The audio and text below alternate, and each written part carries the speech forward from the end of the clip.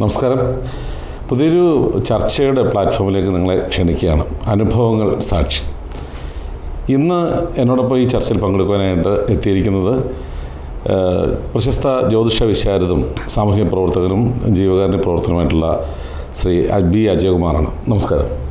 നമസ്കാരം. നമ്മൾ പലപ്പോഴും ഈ ചർച്ചകളിലേക്ക് പോകുമ്പം ശരിക്കും പറഞ്ഞാൽ സമൂഹത്തിൻ്റെ വിവിധ മേഖലകൾ പണ്ട് നമ്മളുടെ ചർച്ചകളിലൊക്കെ നമ്മൾ ബന്ധപ്പെട്ടിട്ടുണ്ട്. ഇന്ന് നമ്മൾ പ്രധാനമായിട്ടും എടുക്കുന്ന ഒരു വിഷയം എന്ന് പറഞ്ഞാൽ എനിക്ക് തോന്നുന്നില്ല ഇവിടുത്തെ മുഖ്യധാര മാധ്യമങ്ങൾ ചർച്ച ചെയ്ത വിഷയമാണോ എന്നുള്ളത്.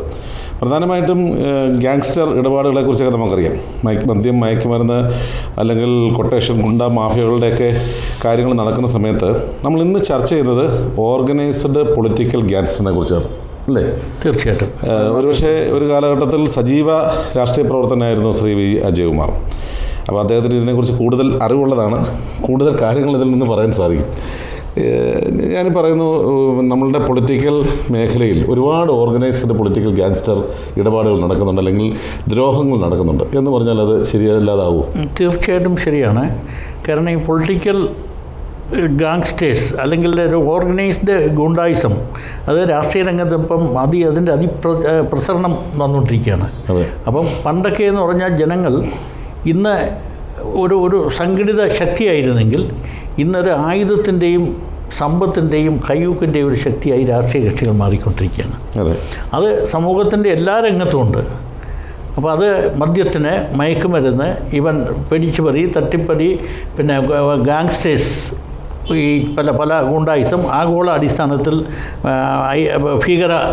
സംഘടനകൾ, ഭീകരവാദ പ്രവർത്തനങ്ങൾ. അപ്പോൾ ഗവൺമെൻറ് പല രാജ്യത്തും ഗവൺമെൻറ്റുകൾ പവർഫുള്ളായിട്ടുള്ളത് ഈ ഗാങ്സ്റ്റേഴ്സ് ഇടപാടാണ്. അപ്പോൾ താലിബാൻ ഒക്കെ അതിൻ്റെ ഒരു ഉദാഹരണമാണ് അഫ്ഗാനിസ്ഥാൻ്റെ. അത് മാത്രമല്ല ആഫ്രിക്കൻ കൺട്രീസിൽ പലയിടത്തും. അപ്പോൾ നിയമവ്യവസ്ഥയെക്കാട്ടിൽ അപ്പുറത്ത് നിയമ ഇതര വ്യവസ്ഥകൾ നിയമത്തിന് ഉപയോഗപ്പെടുത്തിക്കൊണ്ട് ഭാരതത്തിൽ തന്നെ പല പ്രദേശത്തും, ഇപ്പം കാശ്മീർ, അതുപോലെ തന്നെ നമ്മുടെ പഞ്ചാബ്. അപ്പോൾ നിയമവാഴ്ചയ്ക്ക് ഉപരിയായിട്ട് ഗാങ്സ്റ്റേഴ്സ് അവിടെ വിളയാടിക്കൊണ്ടിരുന്നതാണ്. ഇത് ശ്രീനഗറും കാശ്മീറും പഞ്ചാബും ഒതുക്കി. പക്ഷേ നോർത്ത് ഈസ്റ്റ് ഇന്നും ഒതുക്കാൻ സാധിച്ചിട്ടില്ല. അതെ, പണ്ട് നമുക്കൊരു പക്ഷേ നോർത്തിൽ ഇതൊക്കെ സാധാരണയായിരുന്നു. ഒരുപക്ഷെ ഇങ്ങേറ്റത്ത് വരുന്ന ബോംബെ, ഇല്ലേ? മുംബൈ അധോലോകങ്ങളുടെ നാടായിരുന്നു. അവിടെ ഭരിച്ചത് ഗ്യാങ്സ്റ്റർ ഇടപാടുകളുള്ള പൊളിറ്റീഷ്യൻസാണ് അവിടെ ഭരിച്ചത്. പക്ഷേ ഇന്ന് കേരളത്തിൻ്റെ ചരിത്രം എടുത്താൽ ഇത്തരം വാർത്തകളാണ് കൂടുതലും കേൾക്കാനുള്ളത്. നോർത്ത് ഇന്ത്യയെ നാണിപ്പിക്കുന്ന തരത്തിലുള്ള ഇടപാടുകളും കേരളത്തിൽ നടന്നുകൊണ്ടിരിക്കുന്നു. ഒട്ടേറെ കൊലപാതകങ്ങൾ നടക്കുന്നു. അതിന് വാലും തലയുമില്ല. ആരാണ് കൊന്നതെന്നോ എങ്ങനെ കൊല്ലപ്പെട്ടെന്നോ അറിയാത്ത എത്രയോ മർഡറുകൾ നമുക്ക് അവശേഷിക്കുകയാണ്, അല്ലേ? അപ്പോൾ രാഷ്ട്രീയ കൊലപാതകങ്ങൾ. ഒരു പക്ഷേ എനിക്ക് പറയാനുള്ളത്, നമ്മളുടെ മംഗളത്തിലെ അടക്കം മംഗളം പോലെയുള്ള ചാനലുകളിൽ പ്രവർത്തിച്ച പ്രദീപിൻ്റെ കാര്യം. ഒരു വാഹനം ഇടിച്ചു, പ്രദീപ് മരിച്ചു. ആ വാഹനം കൊണ്ട് പ്രദീപിനെ കൊലപാതകം നടത്തിയ ഗ്യാങ്സ്റ്റർ തലവൻ ആരാണ് ഇന്നും കണ്ടുപിടിച്ചിട്ടില്ല. അപ്പോൾ ഭരിക്കുന്നവൻ്റെ കയ്യിൽ ഭരണം എന്ന് പറയുന്ന ഭരണചക്രം എന്ന് പറയുന്നൊരു ആയുധമുണ്ട്. അവൻ പോലീസിങ്ങും മറ്റുള്ള കാര്യങ്ങളുമൊക്കെ എടുത്തിട്ട്, അല്ലെങ്കിൽ ഈ പറയുന്നത് പോലെ ഇവിടുത്തെ നീതിന്യായ വ്യവസ്ഥയെ മുഴുവൻ ഉപയോഗപ്പെടുത്തിക്കൊണ്ട് നിസ്സഹായരെ, പാർശ്വവൽക്കരിക്കപ്പെട്ടവരെ, അല്ലെങ്കിൽ പ്രതിപക്ഷത്ത് അല്ലെങ്കിൽ അവൻ്റെ ഓപ്പോസിറ്റ് നിൽക്കുന്ന ആളിനെ നിഷ്കരണം വധിക്കുന്ന തരത്തിലേക്ക് ഈ ഗ്യാങ്സ്റ്റർ ഇടപാടുകൾ നടന്നുകൊണ്ടിരിക്കുന്നു കേരളത്തിൽ. ഇതിന് തടയിടാൻ സാധിക്കും.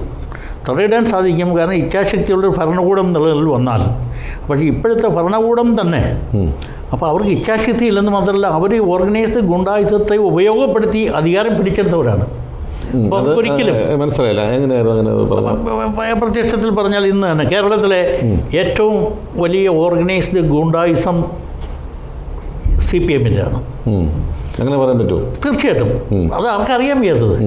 ഇപ്പോൾ കണ്ണൂർ അല്ലെങ്കിൽ മറ്റു പല സ്ഥലങ്ങളിലും അപ്പോൾ അവരൊരു ഓർഗനൈസ്ഡ് ഗുണ്ടായുസം ആണ്. അപ്പോൾ സംഘടിതമായി ഞാൻ ചോദിക്കുന്നത്, അതാണ് ഞാൻ പറഞ്ഞത്. സംഘടന എന്ന സംഘടിത ശക്തി വേറെയാണത്. ഇത് സംഘടിത ശക്തിയെ ബോംബുണ്ടാക്കാനും അക്രമം നടത്താനും ചന്ദ്രശേഖരനെ പോലുള്ള ഉപയോഗിക്കുന്നു പല ആളുകളെ. അത് മാത്രമല്ല, എല്ലാ സ്ഥലത്തും ബോംബുണ്ടാക്കുന്നു, ആയുധശേഖരമുണ്ട്. ഒരു നിയമവാഴ്ചയെ വെല്ലുവിളിക്കുന്ന രീതിയിലുള്ള പ്രവർത്തനം. അതാ ഞാൻ ചോദിച്ചത്. അത് CPM മാത്രമല്ലല്ലോ. അല്ല, അത് ഞാൻ പറഞ്ഞു വരുന്നതാണ്. ഞാൻ പറഞ്ഞത് അവരാണത് മുൻനിരയിൽ നിൽക്കുന്നത്. അങ്ങനെ പരസ്പരം കുറ്റപ്പെടുത്തുകയാണ്. അല്ല, പരസ്പരമല്ല ഞാൻ പറഞ്ഞത് എന്ന് പറഞ്ഞാൽ നമ്പർ 1. Okay, number 1. പക്ഷേ നമ്പർ 2 ആയിട്ട് നിൽക്കുന്നത് കേരളത്തിൽ BJP ആണ്. കേരളത്തിൽ രണ്ടാമത്തെ സംഘടിത ശക്തിയല്ല BJP. അതെ. അപ്പോൾ ഇലക്ഷൻ ഇയറിൽ നോക്കിക്കഴിഞ്ഞാൽ സംഘടിത ശക്തി അവരല്ലെങ്കിൽ പോലും, പക്ഷെ ഓർഗനൈസ്ഡ് ഗുണ്ടായിസത്തിൻ്റെ കാര്യത്തിൽ അവരാണ് രണ്ടാമത്തെ, കോൺഗ്രസ് അല്ല. ഓക്കെ, രാഷ്ട്രീയത്തിൽ ഉപരിയായിട്ട്. കാരണം എന്ന് പറഞ്ഞാൽ സംഘടിത ശക്തിയെ അവർ ആ രീതിയിൽ ഉപയോഗപ്പെടുത്തുന്ന രണ്ടാമത്തെ പാർട്ടി BJP-യാണ്. അങ്ങനെ പറഞ്ഞാൽ ഈവൻ മൂന്നാമത്തെ പാർട്ടി ഒരു പക്ഷേ ലീഗാവാം. ലീഗാണ്. ചേട്ടൻ എന്തുകൊണ്ട് കോൺഗ്രസിനെ മാറ്റി നിർത്തുന്നത്? അവർ കോൺഗ്രസിന് ഒരിക്കലും ഓർഗനൈസ്ഡ് ഗുണ്ടായിസം ഇല്ല, ഓർഗനൈസേഷൻ ഈ രീതിയിൽ ഉപയോഗപ്പെടുത്താനുള്ള ശേഷി അവർക്കില്ല. ഒന്നാമത് അത് തീർച്ചയായിട്ടും ആർക്കും അംഗീകരിക്കാവുന്ന കാര്യമാണത്. അല്ലെങ്കിൽ ആർക്കും വ്യത്യസ്ത അഭിപ്രായം ഉണ്ടെന്ന് പരിശോധിക്കേണ്ട കാര്യമാണ്. പരിശോധിക്കും. പക്ഷെ മറ്റേതല്ല, ഒരു പാർട്ടി വിചാരിച്ചു കഴിഞ്ഞാൽ ഇപ്പം SDPI ചെറിയ സംഘടനയാണ്, ഓർഗനൈസ്ഡ് ഗുണ്ടായിസം അവർക്കുണ്ട് സംഘടിതപരമായിട്ട്. അപ്പം സംഘടിത ശക്തി, സംഘടനാ ശേഷിയല്ല, അതിലുപരിയായിട്ട് ഈ സൈസ് കാര്യങ്ങളെ സംഘടനയെ ഉപയോഗപ്പെടുത്തുന്ന രീതിയിൽ ഒരു പൊളിറ്റിക്കൽ കൾച്ചർ കേരളത്തിൽ ഇപ്പോൾ ഉണ്ടായി വരുന്നു. തീർച്ചയായിട്ടും എതിരെ അഭിപ്രായമുള്ളത്, ഈ സംഘടന, ഈ ഓർഗനൈസ്ഡ് ഗുണ്ടായിസം കാണിക്കുന്ന ഈ പാർട്ടികളെല്ലാം തന്നെ തീർത്ത് കളഞ്ഞത് സാധാരണക്കാരനായിട്ടുള്ള അനുയായികളെയാണ്. അവിടെ മുകൾ ഭാഗത്ത് അല്ലെങ്കിൽ ഈ പറയുന്ന നേതാക്കന്മാരുടെ മക്കളൊന്നും രക്തസാക്ഷികളായിട്ടില്ല അല്ലേ? ഇപ്പോഴും തന്നെ നമ്മുടെ ഒരു രാഷ്ട്രീയ നേതാവ് ഈ അടുത്ത സമയത്ത് തുറന്നു പറഞ്ഞ കാര്യമുണ്ട്. ഞങ്ങൾ 10-30 വർഷം മുമ്പ് ബൂത്ത് എന്ന് പറഞ്ഞാൽ വോട്ടർ നമ്മുടെ ബാലറ്റ് പെട്ടി തുറന്ന വോട്ട് മാറ്റി കിട്ടൂ എന്ന് പറയുന്നത്. അപ്പം പണ്ട് M. M. മണിയുടെ തുറന്ന് പറച്ചിട്ടുണ്ടായിരുന്നു 1, 2, 3 കുർബാന നടത്തിയ പരമ്പരയെപ്പറ്റി. അപ്പോൾ ഇങ്ങനെയുള്ള കാര്യങ്ങളൊക്കെ ഏതെങ്കിലും കാലഘട്ടത്തിൽ ഒരു സത്യവും മറച്ചു വയ്ക്കാൻ പറ്റില്ല, എന്തെങ്കിലുമൊക്കെ പുറത്തു വരും. M. M. മണിയാശാൻ അന്ന് പറഞ്ഞ 1, 2, 3 ഓപ്പോസിറ്റ് സൈഡിൽ വെടിയുണ്ടതോ അല്ലെങ്കിൽ കത്തിക്കുത്തിന് ഇരയായതോ അവിടുത്തെ തോട്ടം തൊഴിലാളികളാണ്. ശരിയല്ലേ? ഒരു രാഷ്ട്രീയ നേതാവിൻ്റെ മക്കളുടെയും പള്ളക്ക് കത്തി കയറ്റുവാൻ ഈ രാഷ്ട്രീയ ഗുണ്ടായുസങ്ങൾക്ക് ശക്തി ഉണ്ടായിട്ടില്ല. അല്ല, ശക്തി ഉണ്ടായിട്ടില്ല എന്നല്ല, ശക്തി എല്ലാ കാലങ്ങളും ഉണ്ടായിരുന്നു. പക്ഷേ ഇപ്പോഴൊക്കെ എന്ന് പറഞ്ഞാൽ അത് വളരെ കൂടിക്കൊണ്ടിരിക്കുക. കാരണം ഒരു കൗണ്ടർ അറ്റാക്ക് ഇപ്പം എങ്ങനെയാണ് ഇപ്പം BJP ഇത്രയും സംഘടിത ശക്തിയായത്? ഞാൻ പറഞ്ഞത്, അപ്പം ബാലറ്റ് അല്ലെങ്കിൽ വോട്ട് വ്യവസ്ഥയിൽ അവർക്ക് വളരെ സ്ഥാനം കുറവാണെങ്കിൽ പോലും, കാരണം CPM-ൻ്റെ സംഘടിത ശക്തിയെ ചെറുക്കാൻ ശേഷിയുള്ളത് BJP-ക്കായിരിക്കും. അപ്പം CPM വിട്ട് ഒരാൾ രാഷ്ട്രീയ പാർട്ടി മാറിക്കഴിഞ്ഞാൽ അവരധികം പേരും മാറുന്നത് BJP-യിലോട്ടാണ് അധികം ഇപ്പം കണ്ടുവരുന്ന രീതി. അപ്പം BJP-യിൽ നിന്ന് ഒരാൾ മാറിക്കഴിഞ്ഞാൽ CPM-ഇല്ല. കാരണം ഈ സംഘടിതമായിട്ടുള്ള ഈ വെല്ലുവിളികൾ അതിന് ഭയക്കുന്നുണ്ട്. അപ്പോൾ അത് കോൺഗ്രസിനില്ല എന്നുള്ളതാണ് കോൺഗ്രസ് പലപ്പോഴും പിന്തള്ളപ്പെടുന്നുണ്ട് അതിനകത്ത്. അപ്പോൾ അതൊരു വസ്തുതയാണത്. അഹിംസാവാദമുള്ള ഗാന്ധിജിയും ഇന്റർനാഷണൽ കോൺഗ്രസ്സാണ്. അതെ. അപ്പം ആ കോൺഗ്രസിന്റെ അത് മാത്രമല്ല, കോൺഗ്രസിൽ എന്ന് പറയുന്ന വ്യക്തികൾക്ക് വളരെയധികം ഇമ്പോർട്ടൻ്റ് പ്രാധാന്യം കൊടുക്കുന്ന രാഷ്ട്രീയ കക്ഷിയാണ്. പക്ഷേ CPM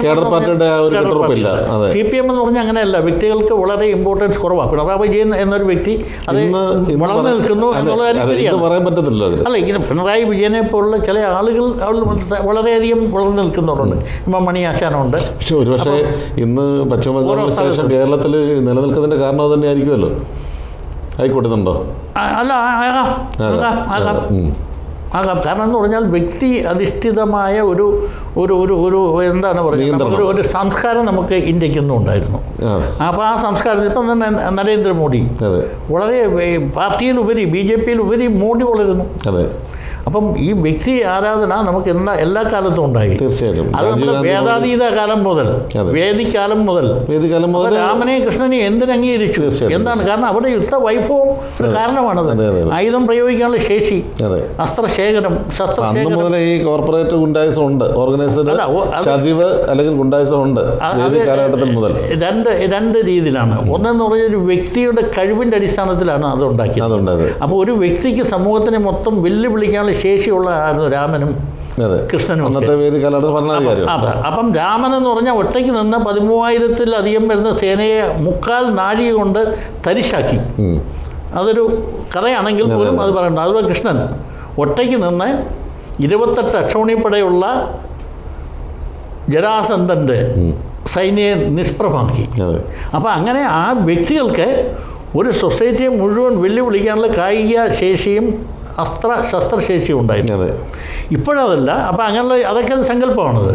പക്ഷെ ഇപ്പോഴെന്ന് പറഞ്ഞാൽ എന്താണെന്ന് വെച്ച് കഴിഞ്ഞാൽ ഇപ്പം തന്നെ നമ്മുടെ മുഖ്യമന്ത്രി പലപ്പോഴും പറഞ്ഞത് ഞാൻ എൻ്റെ കൈകൊണ്ട് ആംഗ്യം കാണിച്ചത് നിശബ്ദമാക്കി എതിരാളികളെ എന്ന് പറയുന്ന രീതിയിൽ അപ്പോൾ ശക്തി ഉപയോഗിച്ച് പ്രധാന ഘടകമായി മാറിക്കൊണ്ടിരിക്കും. ഓക്കെ, നമുക്ക് കം ടു ദ പോയിന്റ്. നമ്മുടെ ഈ ഓർഗനൈസ്ഡ് ഗുണ്ടായിസം എന്ന് പറയുമ്പോൾ ഇന്ന് കേരളത്തിനെ സംബന്ധിച്ചിട്ട് നമുക്ക് കാണാൻ കഴിയും. ഇന്നും ഈ ഒരുപാട് മെക്കിട്ട് കയറുക എന്ന് പറയും വേണമെങ്കിൽ, അല്ലേ?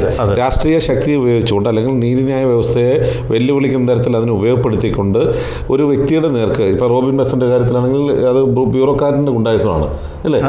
ഇപ്പം പത്തനംതിട്ടയിലെ മദേഴ്സ് കോളേജിന് നേരെ KSU എന്ന് പറയുന്ന സംഘടന എടുത്തത് കോർപ്പറേറ്റ് ഈ പറഞ്ഞ ഓർഗനൈസ്ഡ് പാർട്ടി ഗുണ്ടായിസമാണ്, പൊളിറ്റിക്കൽ ഗുണ്ടായിസമാണ്. അപ്പോൾ ഈ രീതിയിൽ വരുമ്പം അവിടെ എല്ലാം മുഖ്യമായിട്ട് കാണുന്നത് ഈ പറയുന്ന രാഷ്ട്രീയ പാർട്ടികൾക്ക് പിന്തുണയും പണവും നൽകാത്തവരെ എല്ലാം അവർ ഈ പറയുന്ന പോലെ പിന്നെ ഓർഗനൈസ്ഡ് പൊളിറ്റിക്കൽ ഗുണ്ടായിസം ഒതുക്കാൻ ശ്രമിക്കും. അതിനൊരു തടയിടാൻ എന്താ മാർഗം? അതിന് തടയിടാനാണ് നിയമവ്യവസ്ഥ. ആ നിയമവ്യവസ്ഥയാണ് ഇവർ ചൂഷണം ചെയ്യുന്നത്. ആ സംവിധാനങ്ങളെല്ലാം ഈ ആൾക്കെതിരല്ലേ? നമ്മുടെ നിയമവ്യവസ്ഥ നമ്മുടെ രാജ്യത്തിൻ്റെ ഭരണകൂടം എന്ന് പറഞ്ഞ ഒരു പൊളിറ്റിക്കൽ വില്ലിൻ്റെ മുകളിലാണ് പോകുന്നത്. അപ്പോൾ ഈ പൊളിറ്റിക്കൽ വിൽ എന്നുണ്ടാകുന്നതോ എന്ന പൊളിറ്റിക്കൽ വിൽ ഉണ്ടായെങ്കിൽ മാത്രമേ ഇതിന് തടയിടാൻ പറ്റൂ. പൊളിറ്റിക്കൽ വിൽ എന്ന് പറഞ്ഞാൽ മുഖ്യമന്ത്രി, മന്ത്രിസഭ അല്ലെങ്കിൽ പ്രധാനമന്ത്രി, മന്ത്രിസഭ, ഭരണാധികാരികൾ, ഭരണവർഗം വളരെ ശക്തമായ നിലപാട് എന്ന് വരെ എടുക്കുന്നില്ലയോ അന്ന് വരെ നിലനിൽക്കും. ഇപ്പോൾ തന്നെ എന്ന് കഴിഞ്ഞാൽ കഴിഞ്ഞ 10 വർഷം അല്ലെങ്കിൽ 9 വർഷം 10 വർഷം ഈ ഗവൺമെൻറ് വന്നതിന് ശേഷം എന്താണ് ഇപ്പം ലഹരി പദാർത്ഥങ്ങളുടെ ഉപയോഗം എത്രമാത്രം കൂടി. അപ്പോൾ ആ ലഹരി പദാർത്ഥങ്ങൾ വിൽക്കുന്നതും അതിൻ്റെ ഡിസ്ട്രിബ്യൂഷൻ എല്ലാം ഒരു വലിയ ഓർഗനൈസ്ഡ് ഗുണ്ടായിസമാണ്. പൊളിറ്റിക്കൽ ഗുണ്ടായിസം ഉണ്ടോ? അത് പൊളിറ്റിക്കൽ സപ്പോർട്ട് ഉണ്ടാകാം. പൊളിറ്റിക്കൽ സപ്പോർട്ട് ഇല്ലെങ്കിൽ എന്തുകൊണ്ട് ഇത് വളരാൻ അനുവദിച്ചു? കഴിഞ്ഞ 10 വർഷത്തിന് മുമ്പേ ഉണ്ടായിരുന്നതിനേക്കാൾ എത്രയോ ഇരട്ടിയാണ് ഇപ്പം മദ്യവും മയക്കുമരുന്നുകൾ പ്രത്യേകിച്ച്. അപ്പോൾ കേരളത്തിൽ തന്നെ ഇത്രയും അധികം ബാറുകൾ തുടങ്ങി, ഇത്രയധികം ഔട്ട്ലെറ്റുകൾ കൂടി. അപ്പോൾ ഇതിൻ്റെ വിപണനം വളരെയധികം സാർവത്രികമായി വരികയും മയക്കുമരുന്നൊക്കെ എത്രയോ ഇരട്ടിയായിട്ടാണ്. കാരണം 10 വർഷം മുമ്പുള്ളതിനെക്കാട്ടിൽ ഇപ്പം ജയേഷിനെയും എനിക്ക് നമുക്ക് ആലോചിക്കുന്ന കാര്യമാണ് എത്ര ഇരട്ടിയാണ് കൂടിയിരിക്കുന്നത്. ഇപ്പം ഓരോ വീട്ടിലും കുട്ടികൾ വരുന്നത്. അപ്പോൾ അത് വളരെ ലൈസൻസ്ഡ് ആയിട്ട് എല്ലാ മുക്കിലും മൂലയിലും അവൈലബിൾ ആയ ഒരു സിറ്റുവേഷൻ ഉണ്ടായി. അതെന്താണ്? ഒരു പൊളിറ്റിക്കൽ ഇച്ഛാശക്തി, രാഷ്ട്രീയ ഇച്ഛാശക്തി അവർക്ക് അനുകൂലമായി പ്രവർത്തിച്ചു എന്നുള്ളതുകൊണ്ടാണ്. അല്ലെങ്കിൽ ഇതിനെ ഒതുക്കാൻ വേണ്ടി അവർ തീരുമാനിച്ചില്ല. അവർ തീരുമാനിച്ചു കഴിഞ്ഞാൽ എന്ത് ചെയ്യും? നമുക്ക് രാജ്യത്തെ പോലീസ് ഫോഴ്സ് എന്ന് പറഞ്ഞാൽ കൺട്രോൾഡ് ബൈ പൊളിറ്റിക്കൽ ലീഡർഷിപ്പാണ്. ഞാനിപ്പം ചോദിക്കുന്നത് ഒരു പക്ഷേ രാജഭരണകാലത്ത് ജീവിച്ചിരുന്ന ഒരു വ്യക്തിയാണ്, അല്ലേ? അതിൻ്റെ ലാസ്റ്റ് ഘട്ടങ്ങളിലൊക്കെ അത് കഴിഞ്ഞിട്ട് പൊളിറ്റിക്കൽ സംവിധാനങ്ങളോട് ഇന്ത്യയുടെ ഈ പറയുന്ന പിന്നെ നമ്മുടെ ജനാധിപത്യ സംവിധാനങ്ങളോട് പോകുമ്പം ഇടതും വലതും മാറി മാറി ഭരിച്ച കേരളത്തിലും കുറേ എക്സ്പീരിയൻസ് ഉണ്ട്. അതിൽ പിന്നെ വലതുപക്ഷത്തിൻ്റെ ഒരു വ്യക്തമായിട്ട് KSU നേതാവൊക്കെ ആയിട്ടിരുന്നൊരു കാലഘട്ടമുണ്ട്. ഈ പറയുന്ന പൊളിറ്റിക്കൽ ഓപ്പറേറ്റഡ് ഗുണ്ടായിസം എന്ന് പറയുന്ന ഗുണ്ടായിസത്തിനകത്ത് ഈ രണ്ട് കൂട്ടരുടെയും പങ്കാളിത്തം എത്ര ശതമാനം? നമുക്ക് ഈ നേരത്തെ സൂചിപ്പിച്ചോലെ ഇതിൽ നിന്ന് എങ്ങനെ കോൺഗ്രസിന് മാറി നിൽക്കാൻ കഴിയും, അല്ലെങ്കിൽ പിന്നെ BJPക്ക് മാറി നിൽക്കാം, ലീഗിന് മാറി നിൽക്കാൻ കഴിയും? ഈ കോൺഗ്രസിൻ്റെ ഭരണകാലം നമ്മൾ ആദ്യം മുതൽ എടുത്തു കഴിഞ്ഞാൽ കരുണാകരനൊക്കെ പറയാനുള്ളത്, കരുണാകരനൊക്കെ ഉരുട്ടുകൊലപാതകം നടത്തിയതും അതാണ് ഞാൻ പറഞ്ഞത്. അപ്പോൾ 1956 നവംബർ 1 സംസ്ഥാനം ഉണ്ടായതിനു ശേഷം ആദ്യം നിലവിലുന്ന ഗവൺമെൻറ് EMSൻ്റെ ഗവൺമെൻറ്, കമ്മ്യൂണിസ്റ്റ് ഗവൺമെൻറ് ആദ്യമായിട്ട് ബാലസ്റ്റ് കൂടെ അധികാരത്തിൽ വന്ന ലോകത്തെ ആദ്യത്തെ സംസ്ഥാനമാണ് കേരളം. അപ്പോൾ ഈ കമ്മ്യൂണിസ്റ്റ് അധികാരത്തിൽ വരുമ്പോഴുള്ള വിഷയവും കോൺഗ്രസ് അധികാരത്തിലുള്ള വിഷയവും വ്യത്യാസം എന്ന് പറഞ്ഞാൽ കമ്മ്യൂണിസ്റ്റ് പാർട്ടികൾ അധികാരത്തിൽ വരുമ്പോൾ, പ്രത്യേകിച്ച് CPM ഇപ്പോഴത്തെ കാര്യത്തിൽ, ഇപ്പം CPM അധികാരത്തിൽ വരുമ്പോൾ ഈ പോലീസ് ഫോഴ്സിനെ ന്യൂട്രലൈസ് ചെയ്യും. അതേസമയം കോൺഗ്രസ് അല്ലെങ്കിൽ ഐക്യമുന്നണിയോ അല്ലെങ്കിൽ അവർ അധികാരത്തിൽ വരുമ്പോൾ എപ്പോഴും പോലീസിനെ കൊണ്ട് ആക്ടിവേറ്റ് ചെയ്യുന്നത്. അപ്പോൾ പോലീസ് ആക്ടിവിസം കൂടുതൽ ഉപയോഗപ്പെടുത്തുന്നത് കോൺഗ്രസ്സാണ്. കോൺഗ്രസ് സമയത്താണ് അതായത് ഫോഴ്സിനെ ഉപയോഗിക്കുന്നത്, പൂർണ്ണ അർത്ഥത്തിൽ ഉപയോഗിക്കാൻ ശ്രമിക്കുന്ന കോൺഗ്രസ്സാണ്. അതേസമയം മറ്റവർക്കതല്ല. കാരണം ഓർഗനൈസ്ഡ് അവർക്കൊരു പാരൽ സെറ്റപ്പ് ഉണ്ട്. അപ്പോൾ ആ പാരൽ സെറ്റപ്പ് ഒരിക്കലും ഇല്ലാത്ത കക്ഷി അല്ലെങ്കിൽ ഏറ്റവും കുറവുള്ള കക്ഷി ചുരുക്കം ചില പ്രദേശത്തുണ്ടാകാം, ഇല്ലെന്നല്ല ഞാൻ പറഞ്ഞത്. വ്യാപകമായി അവർക്കൊരു പൊളിറ്റിക്കൽ അല്ലെങ്കിൽ ഒരു ഓർഗനൈസ്ഡ് സെറ്റപ്പേ ഇല്ല. അതൊരു ഗുണമാണോ ദോഷമാണോ? ഞാനത് ഗുണമായിട്ടാണ് കാണുന്നത്. ഒരു പൊളിറ്റിക്കൽ കക്ഷി അങ്ങനെ ഓർഗനൈസ്ഡ് സെറ്റപ്പ് ഉണ്ടാകാൻ പാടില്ല. ജനപങ്കാളിത്തത്തോടെ സഹന സമരം നടത്താം, അല്ലാതെ സായുധ സമരം ആകാൻ പാടില്ല. ഇതിപ്പം എന്ന് പറയാൻ സായുധ സമരം കേരളത്തിൽ അങ്ങോളം ഇങ്ങോളം ബോംബ് നിർമ്മാണം നടത്തുന്നത് രണ്ട് പാർട്ടികൾ തന്നെയുണ്ട്. രണ്ട് പാർട്ടികൾക്ക് പ്രധാന ഉത്തരവാദിത്വം. അപ്പോൾ രാഷ്ട്രീയ കൊലപാതകങ്ങളുടെ എണ്ണം കൂടുന്നു. അതേസമയം ഒരിക്കലും കോൺഗ്രസ് ഭരിച്ച കാലഘട്ടത്തിൽ പോലീസിനെ ഉപയോഗിച്ചിട്ടുണ്ട്. ഒരു പക്ഷേ ചില സമയങ്ങളിലൊക്കെ അത് ഇച്ചിരി ഔട്ട് ഓഫ് പ്രൊപ്പോർഷൻ ആയിട്ടുണ്ടാവും, മൃഗീയത കൂടിയിട്ടുണ്ട്. പക്ഷേ അന്ന് എനിക്ക് തോന്നുന്നു വിരളമായിരുന്നു. പക്ഷേ പ്രൊപ്പഗണ്ട ഉണ്ടായിട്ടുണ്ട്. രാജൻ കൊലപാതകം അടക്കമുള്ള കാര്യങ്ങൾ വലിയ തോതിൽ അത് രാജൻ കൊലപാതകം പൊളിറ്റിക്കൽ ലീഡർഷിപ്പോ കരുണാകരനോ ഒരിക്കലും അറിഞ്ഞൊരു സംഭവമല്ല. അത് അവിടുത്തെ ഫോഴ്സ് ഉപയോഗിച്ചു. അപ്പോൾ ഇപ്പോഴെത്ര കൊലപാതകം നടക്കുന്നത്? ഈ കഴിഞ്ഞ വർഷങ്ങളിൽ എത്രമാത്രം ലോക്കപ്പ് ഭരണം നടക്കുന്നു. അപ്പോൾ രാജന്റെ ഒരു കൊലപാതകത്തിൽ കരുണാകരൻ ഒരു വ്യാജ സത്യവാങ്മൂലം കൊടുത്തു എന്നുള്ളത് കൊണ്ട് അദ്ദേഹത്തിന് മുഖ്യമന്ത്രി സ്ഥാനം നഷ്ടപ്പെട്ടു. അപ്പോൾ ഒരു കൊലപാതകത്തിന് ആൻസറബിൾ ആയി പുള്ളി. ഇപ്പൊ എത്രയാണ് ഓരോ മാസവും കുറഞ്ഞത് 3-4 ലോക്കപ്പ് മരണങ്ങൾ നടക്കുന്നത്.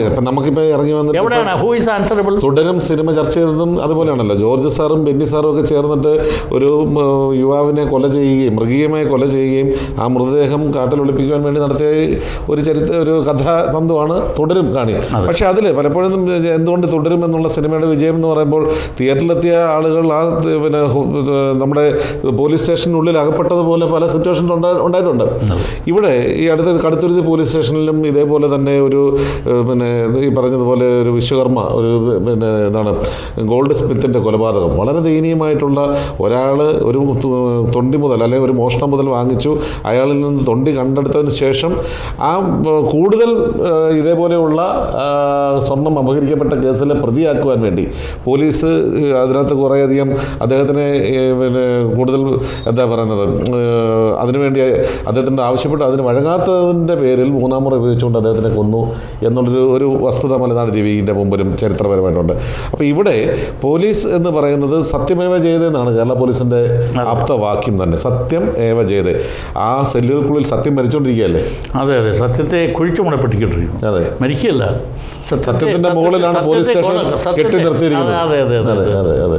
അപ്പോൾ സത്യം പലപ്പോഴും കുഴിച്ചു മൂടപ്പെടുന്നുണ്ട്. ഇപ്പോൾ പോലീസിന്റെ നിഷ്ക്രിയത്വം ഒരു ഭാഗത്ത് നിൽക്കുമ്പോൾ മറ്റൊരു ഭാഗത്തെന്ന് പറഞ്ഞാൽ പോലീസ് ഓർഗനൈസ്ഡ് മർഡർ പോലീസ് തന്നെ ചെയ്യുന്നു. പോലീസും ഈ ഓർഗനൈസ്ഡ് സെറ്റപ്പ് കൂടെ ചേർന്നുണ്ടാകുന്ന മർദ്ദം അവർ കൂട്ടാളികളാണ്, പങ്കാളികളാണ്. അപ്പം ഓർഗനൈസ്ഡ് ഗുണ്ടായിസം മറ്റുള്ള രംഗത്തെ ആളുകൾ വരുമ്പോൾ അവർക്ക് സപ്പോർട്ടായിട്ട് പോലീസ് നിൽക്കുക. ഒരിക്കലും എന്നോട് അതുകൊണ്ട് തന്നെയാണ് ഇത്രയധികം ഈ പറഞ്ഞ ലഹരിയുടെ അതിപ്രസരം കേരളത്തിൽ വന്നത്. അല്ല, എനിക്കൊരു റെയിൽവേയിലെ ഒരു ഉന്നത ഉദ്യോഗസ്ഥനോട് പറഞ്ഞു, ജയേഷേ, ഈ ഓപ്പറേറ്റർ അല്ലെങ്കിൽ കോർപ്പറേറ്റ് ഗുണ്ടായിസം എന്ന് പറയുന്നതിനേക്കാളും വലുത് ഞങ്ങളുടെ ബ്യൂറോക്രാറ്റ്സ് ആണ് ഏറ്റവും വലിയ ഗുണ്ട എന്ന് പറയാറുണ്ട്. ഒരു ബ്യൂറോക്രസിയിലുള്ള ബ്യൂറോക്രാറ്റ്സിനെ കൊണ്ട് ഒരാളുടെ ജീവൻ തന്നെ നശിപ്പിച്ച് കളയാൻ പറ്റും. ആ രീതിയിൽ പലരെയും നശിപ്പിച്ച് കളഞ്ഞിട്ടുള്ള ഒട്ടേറെ ആളുകളുണ്ട് അല്ലേ? എത്രയോ ബിസിനസ്സുകാരെ ആത്മഹത്യക്ക് പ്രേരിപ്പിച്ചിട്ടുള്ള വില്ലേജ് ഓഫീസർമാരുണ്ട്, കോർപ്പറേഷനിലുള്ള ഉദ്യോഗസ്ഥരുണ്ട് അല്ലേ? ഇതിപ്പം നമ്മൾ നേരത്തെ ചില കോർപ്പറേറ്റ് ഗുണ്ടായിസം എന്ന് പറയാൻ പറ്റുന്ന ചില കാര്യം എന്ന് പറഞ്ഞാൽ മദ്യ ലോബികളുടെ ഒരു ഗുണ്ടായിസം ഉണ്ട്. ഒരു 10-25 വർഷം മുമ്പാണ്. അതിനുശേഷം എന്ന് പറഞ്ഞാൽ മദ്യ ലോബികളെ അവരുടെ കോർപ്പറേറ്റ് ഗുണ്ടായിസം നമുക്ക് വേണമെങ്കിൽ പേരിട്ട് വിളിക്കാമെന്ന് എനിക്ക് ഒതുക്കി. അതിനുശേഷം പിന്നെ വന്നതെന്ന് പറഞ്ഞാൽ ബ്ലേഡ് കമ്പനിക്കാരുടെ പലിശയ്ക്ക് കൊടുപ്പുകാരുടെ ഒരു ഗുണ്ടായിസം. അത് പ്രതി രമേശ് ചെന്നിത്തല ആഭ്യന്തരമന്ത്രിയായിരുന്നു. അതിനെ ഭംഗിയായിട്ട് തന്നെ തീർച്ചയായിട്ടും രമേശ് ചെന്നിത്തലയുടെ കാര്യം കൂടെ എടുത്തു പറയേണ്ടതാണ്. തീർച്ചയായിട്ടും അതിലായിരുന്നു ഒരു കാലഘട്ടത്തിൽ. ഇപ്പൊ അതിന് ശേഷം എന്ന് പറഞ്ഞാൽ എന്താണ് ലഹരി മാഫിയ പോലീസുമായിട്ട് തോളോട് തോൾ ചേർന്ന് പ്രവർത്തിക്കുന്നതിന്റെ ഫലമായിട്ടാണ് ഇത്രയധികം ലഹരി കേരളത്തിൽ. ഇപ്പം എല്ലാ ആളുകളും എല്ലാ മീഡിയയിലും ലഹരിക്കെതിരെ, കാരണം ലഹരി അത്ര ഒരു വലിയ സാമൂഹിക വിപത്തായി മാറിക്കൊണ്ടിരിക്കും. തീർച്ചയായിട്ടും ഇന്നത്തെ ഭരണകൂടത്തിന് അതിന് വലിയ ഉത്തരവാദിത്തമുണ്ട്. ഒരിക്കലും ആ ഉത്തരവാദിത്തം ഭരണകൂടത്തിന് മാത്രം എങ്ങനെ പരിചാരം പറ്റും? ഭരണകൂടം എന്ന് പറഞ്ഞാൽ എല്ലാം ഭരണകൂടത്തിൽ ഈ പൊളിറ്റിക്കൽ ഭരണകൂടം മാത്രമല്ല, 20 മന്ത്രിമാർ മാത്രമല്ല ഈ ഭരണകൂടം എന്ന് പറയുന്നത്. ഈ ഭരണകൂടത്തിന്റെ അതിനകത്ത് ജനാധിപത്യ സംവിധാനം, അതെ, ഈ സംവിധാനത്തിന്റെ ഒരു വലിയ പങ്കുണ്ട്. ആ പങ്കിന്റെ ഉത്തരവാദി പൊളിറ്റിക്കൽ ലീഡർഷിപ്പാണ്. അതാണ് ഞാൻ പറഞ്ഞത്. പൊളിറ്റിക്കൽ ലീഡർഷിപ്പാണ് എപ്പോഴും നടപടിയെടുക്കുന്നത്. ചീഫ് സെക്രട്ടറിയെ മാറ്റുന്നു, DGP മാറ്റുന്നു, SP മാർ, ഇതൊക്കെ ആര് ചെയ്യുന്നു? അവരെയൊക്കെ പണിഷ് ചെയ്യുന്ന ആരാണ്? പൊളിറ്റിക്കൽ ലീഡർഷിപ്പാണ്. അവർ ചെയ്യുന്നില്ല. ഈ സൈസ് കാര്യങ്ങൾ റിപ്പോർട്ട് ചെയ്യപ്പെട്ടാലും അതിനെ ഒതുക്കി തീർക്കാൻ വേണ്ടി പലപ്പോഴും സ്വർണം കള്ളക്കടത്ത് വലിയൊരു വിഷയമല്ലായിരുന്നു, തട്ടിക്കൊണ്ടുപോകും വലിയ വിഷയമല്ലായിരുന്നു. പ്രത്യേകിച്ചും മലപ്പുറം ജില്ലയുടെ പല ഭാഗങ്ങളിലും അല്ലെങ്കിൽ മറ്റ് ഇതിനൊക്കെ എതിരെ നടപടിയെടുക്കാൻ പ്രത്യേകിച്ചും ഈ ഗവൺമെൻറ്, ഈ കണ്ടിന്യൂറ്റി ഉണ്ടായിരുന്ന കഴിഞ്ഞ 9 വർഷം നടന്ന ഗവൺമെൻറ് കാണിച്ച നിഷ്ക്രിയത്വം ഇത് വളരാൻ വളരെയധികം ഉപയോഗപ്പെടുത്തി, അതിനെ സഹായിച്ചു വളരാൻ. തീർച്ചയായിട്ടും. ഞാൻ മറ്റൊരു കാര്യം ചോദിച്ചത്, ഇപ്പോൾ ഒരുപാട് രാഷ്ട്രീയ നിരീക്ഷകനാണ്, അതുപോലെ തന്നെ ഒരുപാട് വർഷത്തെ political experience in the matter of national ലെവലിലായാലും സ്റ്റേറ്റ് ലെവലിലായാലും ചേട്ടനുണ്ട്. അപ്പോൾ ഈ ഓർഗനൈസ്ഡ് കൊട്ടേഷൻ അല്ലെങ്കിൽ ഓർഗനൈസ്ഡ് ഗുണ്ടായിസം ഏറ്റവും കൂടുതൽ പ്രയോജനപ്പെടുത്തിയ നേതാക്കന്മാരെ പറഞ്ഞു കഴിഞ്ഞാൽ ആരുടെ പേരായിരിക്കും ആദ്യം പറയുന്നത്? അല്ല, അങ്ങനെ ഒരു നേതാക്കന്മാരെ ആരെയാണ് എനിക്ക് അങ്ങനെ ഒരു പേര് നമ്മൾ സാക്ഷി വഹിച്ചിട്ടുള്ള ചില വിഷയങ്ങളുണ്ടാകും, നമ്മൾ നേരിട്ട് കേട്ടതും കണ്ടതുമായിട്ടുള്ള കാര്യങ്ങളുണ്ടാകും, മാധ്യമങ്ങളിലൂടെ വന്നിട്ടുള്ള വിഷയങ്ങളുണ്ടാകും. അങ്ങനെ കണക്കാക്കുമ്പം ഇത്രയും വർഷത്തെ ഈ രാഷ്ട്രീയ എക്സ്പീരിയൻസിനിടയിൽ ഇത്തരം അതായത് രാഷ്ട്രീയ മേന്മകൾ, ഈ നിയമ സാധ്യതകൾ ഇതെല്ലാം ഉപയോഗപ്പെടുത്തിക്കൊണ്ട് എതിരാളിയെ നിഷ്പ്രഭനാക്കിയിട്ടുള്ള ഒരു നേതാവിനെ എനിക്ക് പറയാൻ പറ്റുമോ? അല്ല, അങ്ങനെ ഏറ്റവും കൂടുതൽ ഉപയോഗപ്പെടുത്തി പേര് എനിക്കുള്ള എൻ്റെ അനുഭവത്തിൽ അല്ലെങ്കിൽ എൻ്റെ അറിവിലും അനുഭവത്തിലൂടെ നോക്കുമ്പോൾ നമുക്ക് വരുന്ന അങ്ങനെ ഒരു വലിയ ലീഡർഷിപ്പിലോട് വന്ന 2 നേതാക്കന്മാരായിട്ട് ഞാൻ കാണുന്നത് മുലായം സിംഗ് യാദവും ലാലു പ്രസാദ് യാദവുമാണ്. അത് നോർത്ത് ഇന്ത്യയിൽ, നമ്മൾ കേരളത്തിന് അത് സർവ്വസാധാരണ അവിടെ അങ്ങനെ തന്നെയാണ് പൊളിറ്റിക്സ്. കൊട്ടേഷൻ അല്ലെങ്കിൽ ഈ പറയുന്ന ഓർഗനൈസ്ഡ് ഗുണ്ടായിസത്തിലൂടെ പൊളിറ്റിക്സ്. ഈ 2 പൊളിറ്റിക്കൽ സെറ്റപ്പ് ഈ ഔട്ട്ഫിറ്റിന് ഉണ്ടായത് ഏതാണ്ട് കൗണ്ടർ ഗുണ്ടായിസം കൊണ്ടുമാണ്. അതുപോലെ തന്നെ മായാവതി, ഇവരൊക്കെ എന്ന് പറഞ്ഞാൽ ആ സൈസ് സെറ്റപ്പിൽ മാത്രം അധികാരത്തിൽ എത്തിയവരാണ് അവർ. തീർച്ചയായും. ഇവിടെ നമ്മുടെ സൗത്ത് ഇന്ത്യയിലേക്ക് വന്നാൽ കേരളത്തിനെ സംബന്ധിച്ചിട്ടാണ് ഞാൻ ചോദിച്ചത്. ഈ ഒരു നമ്മുടെ 75 വർഷത്തിനുള്ളിൽ കേരളം ഭരിച്ചിരുന്ന നമ്മളുടെ ഭരണാധികാരികളിൽ ഏറ്റവും അവിശുദ്ധ കൂട്ടുകെട്ടിലൂടെ രാഷ്ട്രീയ പടലപ്പിണങ്ങൾക്ക് വേണ്ടി ഓർഗനൈസ്ഡ് ഗുണ്ടാ നേതാവായിട്ടുള്ള രാഷ്ട്രീയക്കാരൻ്റെ പേര് തീർച്ചയായിട്ടും പിണറായി വിജയനാണ് എന്നാണ് എനിക്ക് തോന്നുന്നത്. അതുപോലെ കണ്ണൂർ N രാമകൃഷ്ണൻ കൗണ്ടർ അറ്റാക്കിലൂടെ വരുന്ന കെ സുധാകരൻ. അപ്പം CPM-ൻ്റെ കൗണ്ടർ അറ്റാക്ക് നടത്തിയവരാണ് അവർ ആ കാലഘട്ടത്തിൽ. കോൺഗ്രസിലുള്ളവരാണ്. N രാമകൃഷ്ണൻ കോൺഗ്രസ്സുകാരനാണ്, കെ സുധാകരൻ കോൺഗ്രസ്സുകാരനാണ്. അപ്പം അവർ 2 പേരും കോൺഗ്രസ്സുകാരാണ് ഞാൻ പറഞ്ഞത്. അപ്പം പ്രത്യേകിച്ച് കണ്ണൂർ ലോബിയിലെ CPM-ൻ്റെ ഗുണ്ടായിസത്തെ ചെറുത്ത് നിന്ന 2 പേരാണ് അവർ. ഇപ്പം നമ്മൾ ഈ അടുത്ത സമയം ഇപ്പം ജീവിച്ചിരിക്കുന്നതിൽ വലിയ ഒരു ഓർഗനൈസ്ഡ് സെറ്റപ്പിൽ ഉണ്ടായത് അത് വാടിക്കൽ രാമകൃഷ്ണൻ്റെ കൊലപാതകം മുതൽ പിണറായി വിജയൻ്റെ പങ്കിനെ കുറിച്ച് എല്ലാവർക്കും അറിയാവുന്ന കാര്യം അത്. അപ്പം ആ സെറ്റപ്പിനെ അപ്പോൾ പുള്ളി തന്നെ സ്വയം പറയുന്നല്ലോ, ഞാൻ എൻ്റെ ആക്ഷൻ മുഖാന്തരം കൈകൊണ്ടുള്ള പ്രത്യേക ആക്ഷൻ മുഖാന്തരം എതിരാളിയെ തകർത്തു എന്ന് അവകാശപ്പെടുന്ന അവകാശപ്പെടുന്ന ആളുകളാണ്. അപ്പം ആ ആൾ ഞാൻ രാഷ്ട്രീയമല്ല പറഞ്ഞത്, മറ്റു 2 പേര് കോൺഗ്രസ്സുകാരാണ് പറഞ്ഞത്. അപ്പം തീർച്ചയായിട്ടും ഒരു കണ്ണൂർ ഒരു ഗുണ്ടായിസത്തിന് പിന്നെ അതിന് ശേഷം അതേ ഗുണ്ടായിസം വന്നവരാണ് ജയരാജന്മാർ 3 പേരും തന്നെ, പ്രത്യേകിച്ച് P ജയരാജനും ഈ ജയരാജന്മാരെല്ലാം ഇതിലൂടെ വന്നവരാണ്. അപ്പോൾ ഒരുപാട് നിരപരാധികൾ അല്ലെങ്കിൽ ഓപ്പോസിറ്റ് സൈഡിൽ നിന്നവരെല്ലാം സാധാരണക്കാരല്ലേ, വീണ് മരിച്ചവരും അല്ലെങ്കിൽ ഈ ബോംബേറിൽ കൊല്ലപ്പെട്ടവരും ആക്രമണങ്ങളിൽ ഒരു സമൂഹ ആക്രമണത്തിൽ മരിച്ചു പോയിട്ടുള്ള എത്രയോ പേരെ നമുക്ക് കണ്ണൂരിൻ്റെ മലബാറിൻ്റെ ചരിത്രത്തിൽ കാണാം. അപ്പം നമ്മുടെ വീരേതിഹാസപരമായിട്ടുള്ള ചില വർഗീയ ലഹളകളെക്കാളും വളരെ ശക്തമായി അപലപിക്കേണ്ട കാര്യങ്ങളാണ് ഈ പറയുന്ന ഓർഗനൈസ്ഡ് പൊളിറ്റിക്കൽ ഗുണ്ടായിസം. അതിന് അറുതി വരുത്തേണ്ടത് വളരെ ആവശ്യമാണ്. അത് CPM-ഉം BJP-യും ഡിസ്കസ് ചെയ്ത് അവർ ഗുണ്ടായിസം അവസാനിപ്പിക്കാൻ അല്ലെങ്കിൽ കുറച്ച് നാളത്തേക്ക് അവധി കൊടുക്കാൻ വെടിനിർത്തൽ എന്ന് പറഞ്ഞെന്നൊക്കെ.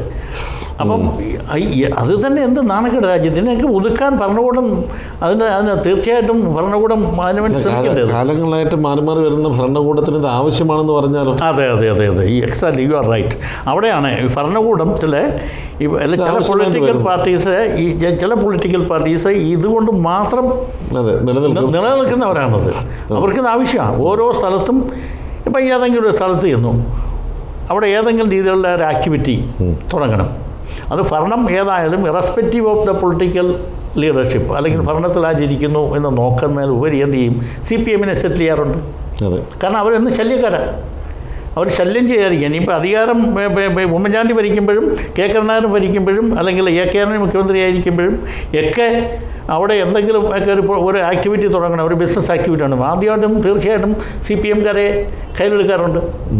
ഇവിടെ ഇത്തരം കാര്യങ്ങൾ ഇടപെടേണ്ട ലോകായുക്ത അല്ലെങ്കിൽ ഹ്യൂമൻ റൈറ്റ്സ് കമ്മീഷൻ അവരുടെയൊക്കെ സ്ഥാനം എവിടെയാണ്? അല്ല, അവരുടെ സ്ഥാനം ഇവിടെയല്ല, അതിലല്ല. അത് ലോകായുക്ത എന്ന് പറഞ്ഞാൽ പൊളിറ്റിക്കൽ കറപ്ഷനാണ്.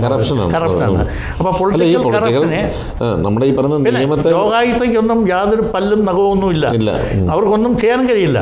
കാരണം നിയമത്തിൽ തന്നെ ഇതൊക്കെ ഉണ്ടെങ്കിലും വാർത്തകൾ സൃഷ്ടിക്കാൻ മാത്രമേ കഴിയൂ. അപ്പോൾ വന്നു കഴിഞ്ഞു വാർത്തകൾ ഏറ്റെടുത്തു, അല്ലാതെ അവർക്കിപ്പം അപ്പുറത്ത് നിൽക്കുന്ന ആളിന് നീതി നിഷേധിക്കപ്പെടുകയാണ്. ഇന്ത്യൻ പീനൽ കോഡ് പറയുന്നത് 1000 കുറ്റവാളികൾ രക്ഷപ്പെട്ടാൽ ഒരു നിരപരാധി ശിക്ഷിക്കപ്പെടരുത്, അല്ലെങ്കിൽ നിരപരാധിക്ക് നീതി നിഷേധം. അത് മറവ് പിടിച്ചിട്ടാണ് ഈ കുറ്റവാളി രക്ഷപ്പെടുന്നത്. അപ്പം ഈ ഒരു നിരപരാധി ശിക്ഷിക്കാൻ പാടില്ല എന്നുകൊണ്ട് 1000 കുറ്റവാളി രക്ഷപ്പെടുകയാണ് ചെയ്യുന്നത്. അപ്പോൾ ഈ രക്ഷപ്പെടുന്ന എന്നാൽ നിരപരാധി ശിക്ഷിക്കപ്പെടുന്നുണ്ട്. അപ്പോൾ ഈ കുറ്റവാളികൾക്ക് കുറ്റവാസന അവരൊക്കെ എന്ന് പറഞ്ഞാൽ അതും ഓർഗനൈസ്ഡാണ്.